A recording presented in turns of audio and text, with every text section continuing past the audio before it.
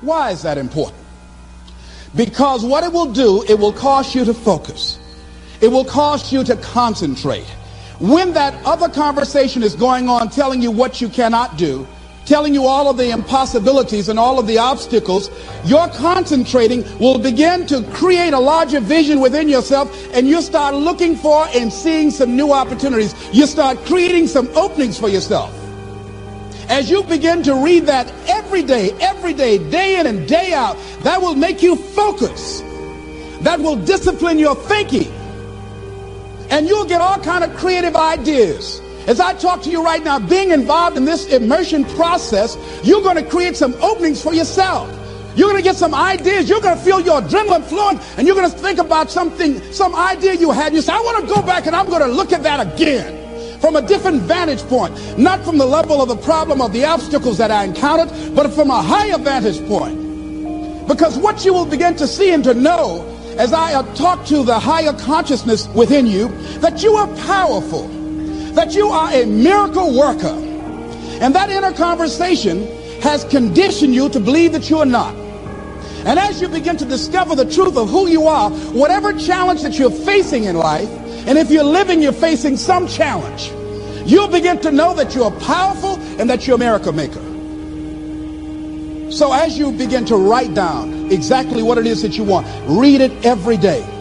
The next thing is, see yourself there. How will you feel once you get there? What will the experience be like for you? What will be different? What kind of person do you have to become in order to get there? Visualize yourself there, living the experience. I remember when I ran for state representative in Columbus, Ohio, and I had a lot of people telling me, and you got to watch not only the conversation within, but the conversation without, telling me, Les, you can't possibly win. You can't do that. And I went down to the legislature and I saw myself. I knew what I wanted. I saw myself in the chair. I pointed out the chair that I wanted. I used to go and sit up in the galleries and watch the legislative process. I used to go to the committee meetings and listen to legislation being introduced. I learned how to write legislation, how to amend legislation.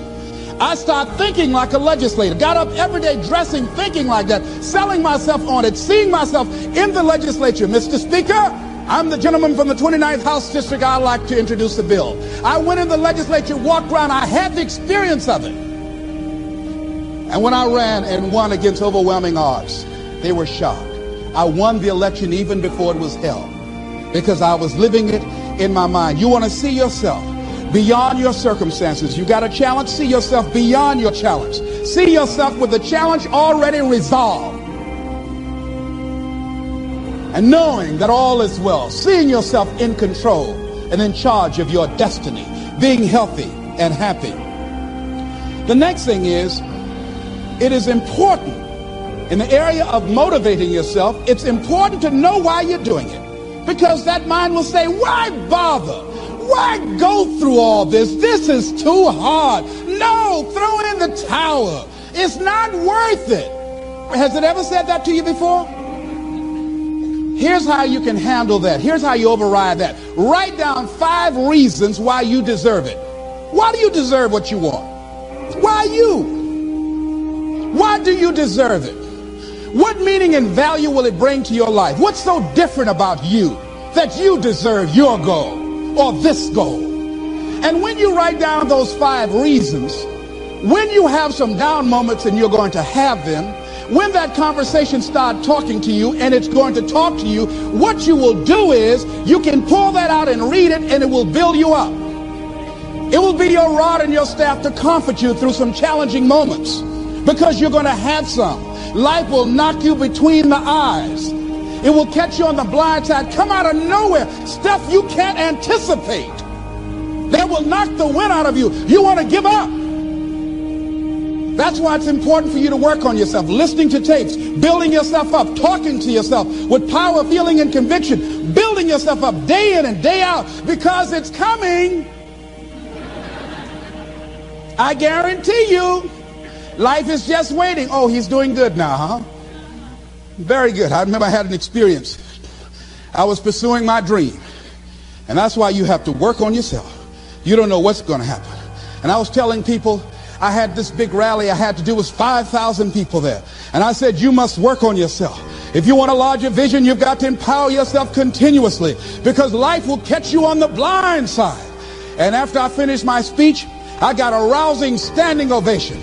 And I went and called the young lady that I was dating at the time. I said, hey, guess what? I said, they love me. I got a standing ovation. And they were chanting, we want the motivator. We want the motivator. I said, listen, we want the motivator. Do you hear? She said, yes. Les, I need to talk to you.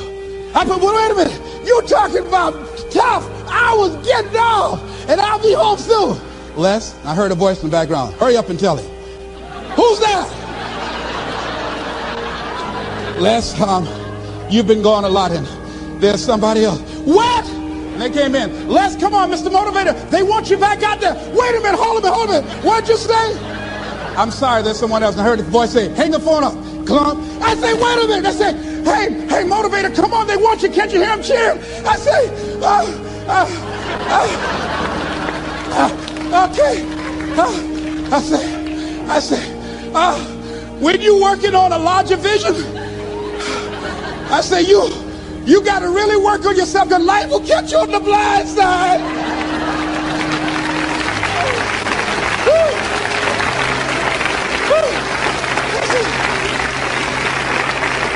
I say, you better be ready. And you better make sure you want it, because it'll make you cry. And somebody said, the Spirit is on him. Thank you, thank you, thank you, thank you. I was talking till they started blinking the lights. They had to come pull me off, and I said, you got to have a larger vision. You make sure, wait a minute, you make sure you work on yourself. They said, come on, Mr. Brown, come on. Yeah. I went back to my hotel room, and loneliness and heartbreak was sitting on the bed, said, are you coming in now? Do you have your larger vision now? How's your positive attitude? Say, get on in here. Are you still breathing? Shut up. You want your gold? No, I don't want this gold now. Life will wear you out. You'll be saying, no, I can't, and no, I won't. You try to read it, can't see nothing through the tears. I went plundering through the drawers in this hotel trying to find a Gideon Bible, anything, you know. I said, anybody help me. Yahweh, Yahoo, anybody. Boy, I tell you, that's why you got to work on yourself. Because life will send you some curves you cannot anticipate. The next thing is that whatever you do, you want to develop technical mastery. You want to be the best at what you do. You want to master it. See, part of self-motivation is you've got to find something that gives you a strong sense of competence. Well, you become known for that. You develop a reputation of being good at doing that. You set some high personal standards for yourself. You're not competing with anybody else. You're just unfolding yourself to be the best person that you could be. That you want to give the best quality service that you can give, because that is a statement about who you are.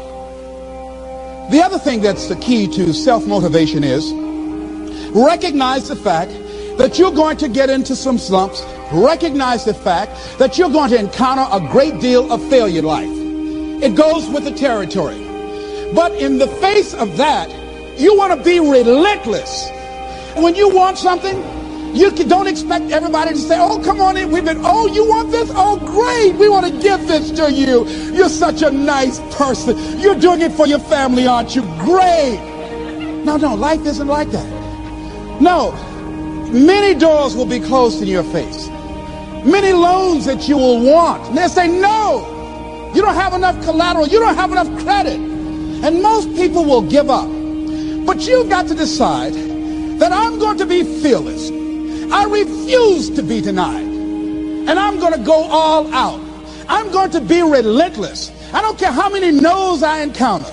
I like something Isaiah Thomas said when he was getting ready for a basketball game. He said, I'm going to either shoot us in or shoot us out, but I'm not going to not do anything. And that's the way to go. You can't make a basket unless you shoot the ball. You can't hit a home run unless you take a swing at it. Most people won't even take a swing. Well, I probably won't make it anyhow. That's the conversation within. They probably won't give it to me anyhow. If you want something, you've got to be relentless. You've got to decide, I deserve this, and I'm going to have it. And you go all out to get it. That drives you. The next thing is that when you want something out of life, you've got to be willing to go into action. Don't wait around for things to be just right. Don't wait for things to be perfect. Don't wait for the ideal situation. It will never be ideal. There will always be a reason. Well, as soon as the children grow up, or as soon as I pay my bills, or as soon as I get my divorce, as soon as I get enough money together, do what you can, where you are with what you have, and never be satisfied. A lot of people never take a chance in life. They don't want to take any chances. They want the situation to be ideal. See, that's not walking by faith. That's walking by sight. If I can see it, I'll do it. No. A lot of people say, if I can see it, I'll believe it. No. If you believe it, you can see it.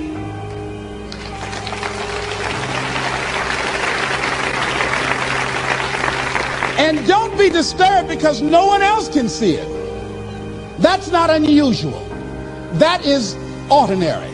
But because you want some different kind of results in your life, you've got to be willing to be unreasonable. If you want unreasonable results in your life, you've got to be willing to be unreasonable. Part of being unreasonable, you don't judge according to appearances. Part of being unreasonable, you can see it because you believe it. That's part of being unreasonable. Part of being unreasonable, you're like Paul who said, you must have the faith to call forth those things that be not as though they were. That's part of being unreasonable. Most people won't do that. Most people say, call me when you get it together. Then I'll support you. The other thing is that one of the keys to self-motivation that empowers you is that you want to find a cause larger than yourself. Find something that you can contribute to. Find something that you can make a difference because you can. Part of what feeds your larger vision, part of what gives you a reason for being, part of what gives you your life is being able to give something back. Say, I can't afford to give anything. You can't afford not to give. Give your time. Give your talent. There's nothing just to go over and lick envelopes. I don't know exactly what I'm going to do, but I'm going over there. It's part of my tithing in the universe. Once you develop that special sense of mission, and that's what you develop when you're part of a larger cause than yourself, it drives you. You don't need an alarm clock to get up in the morning. You have special power. You'll go places and folk will like to be around you. They will know there's something different about you. When you go in, they'll say, hey, that's somebody important. I want to know who you are. I just want to be near you. That energy that you have, that consciousness that you will embody will affect everybody around you. The next thing is that you want to create a home court advantage for yourself. You've got to be aware of who you have around you. So you want to be selective. Have friends that will enable you to grow. I have friends that help me to grow spiritually. These are my spiritual friends. I talk spiritual stuff with them. I have some other friends who are just intellectual friends. They make me grow intellectually. They make me stretch. I have some professional friends. I'm a member of the National Speakers Association. I get together with other speakers and we learn from each other and we grow from each other. I have other friends who are just social friends. All we do is just socialize together. We'll look at a basketball game together or go out dancing, but that's all we can do. We don't talk anything serious, nothing spiritual, nothing intellectual. That's not that kind of relationship.